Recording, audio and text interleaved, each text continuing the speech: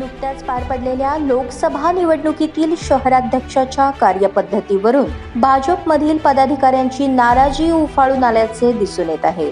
पक्षाच्या कुठल्याही पदाधिकाऱ्यांना कार्यकर्त्यांना विश्वासात न घेता मनमानी पद्धतीने लोकसभा निवडणुकीत यंत्रणा लावल्याने पक्षाच्या महत्त्वाच्या पदाधिकाऱ्यांमध्ये मतभेद असून लवकरच पक्षाचे नेते देवेंद्र फडणवीस व प्रदेशाध्यक्ष बावनकुळे यांची समक्ष भेट घेऊन अहवाल सादर करणार असल्याची आतील गोटातील माहिती आहे। भाजपच्या सुरुवातीच्या काळात केंद्रात व राज्यात सत्ता नसताना शहरातील भाजपाचे नेते व कार्यकर्ते कसलीही गटबाजी न करता जोमाने आणि शिस्तबद्ध काम करत होते। मात्र कालांतराने भाजपात नेत्यांमधील मतभेदांमुळे त्याचाच फटका लोकसभेला बसला। दोन देशमुख जोमाने काम करताना दिसत असले तरी अंतर्गत गटबाजीच्या कुरघोड्यांमुळे आणि एकमेकांच्या जिरवाजिरवीमुळे यापूर्वीची भाजपची ताकद कमी होताना दिसत आहे। सामान्य कार्यकर्त्यापर्यंत पोहोचण्याचा दिवस संपलेला आहे। कारण सामूहिक दृष्ट्याचा अध्यक्षांचं नेतृत्व दिसतं, पदाधिकाऱ्यांचं नेतृत्व दिसतं आणि त्याप्रमाणे जे लोकप्रतिनिधी म्हणून निवडून गेलेले आहेत, निवडून आलेले आहेत, ते सुद्धा सामान्य कार्यकर्त्यापर्यंत पोहोचतायत की नाही अशी शंका येते। पण तुम्हाला तसं काहीतरी वाईट अनुभव आलेला नाही आहे। मी कारण पक्षाचा आजपर्यंत दीर्घकालीन पूर्णवेळ कार्यकर्ता आहे। पण एक मात्र आहे, आधी अटलजीपासून देशाचं नेतृत्व केलेले अटलजी सामान्य कार्यकर्त्याजवळ येऊन अगदी सामूहिकरित्या जेवणपान करायचं आणि विचारपूस करायची। मला मोदीजींच्या बद्दल बी असा अनुभव आला।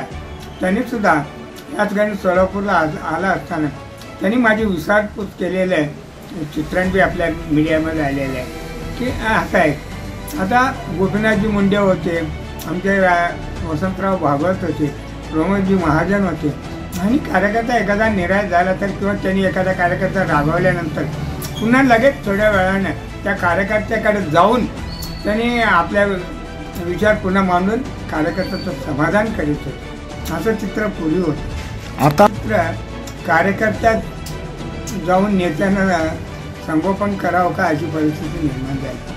लोकसभा निवडणूक प्रचारात आम्हाला विचारात घेतले गेले नाही, कुठलीही बैठक घेताना पूर्व सूचना दिली नाही। देवेंद्र कोठे यांचा पक्ष प्रवेश आम्हाला वृत्तपत्रातून माहिती झाला। अनेक बाबतीत आम्हाला डावलले जाते। एकाधिकार कार्यपद्धती चालू होती, त्यामुळेच आमची नाराजी शहराध्यक्षांवर असल्याने आम्ही यासंबंधी वरिष्ठांकडे अहवाल सादर करणार असल्याचे नाव न छापण्याच्या अटीवर सांगितले। नव्याने पक्षात आलेले देवेंद्र कोठे यांनी शेजारच्या मतदारसंघातून विधानसभेसाठी इच्छुक असल्याचे सुतोवाच केले, तर दक्षिण सोलापूर मतदारसंघातून शहराध्यक्ष नरेंद्र काळे इच्छुक असल्याची चर्चा सर्वदूर होताना दिसत आहे। त्यामुळे पक्ष संधी कुणाला देतो आणि ज्यांना संधी मिळणार नाही ते पक्षाशी किती प्रामाणिक राहतात हाच कळीचा मुद्दा आहे। अशक्य वाटणारं आणि अचंबित करणारं नवं राजकीय समीकरण उदयास येत असल्याने आगामी विधानसभेसाठी भाजपला कठीण प्रसंगाला सामोरे जावे लागणार असल्याची चर्चा भाजप गोटातून होत आहे।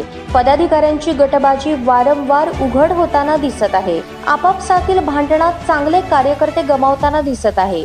लोकसभेला मताधिक्य देतो म्हणणारेच देऊ शकले नाहीत, मात्र आता तेच शिरजोर झाले असल्याचे निष्ठावंत कार्यकर्ते चर्चा करताना दिसून येत आहे। पराभवाची कारणे शोधण्याऐवजी विधानसभेची दावेदारी करण्यात मशगूल आहे। शहरातील सर्वच सरचिटणीस एकत्र येऊन लवकरच वरिष्ठांची भेट घेणार असल्याचे खात्रीशीर वृत्त आहे। पक्षाचे वरिष्ठ काय भूमिका घेतात याकडे आता लक्ष लागले आहे।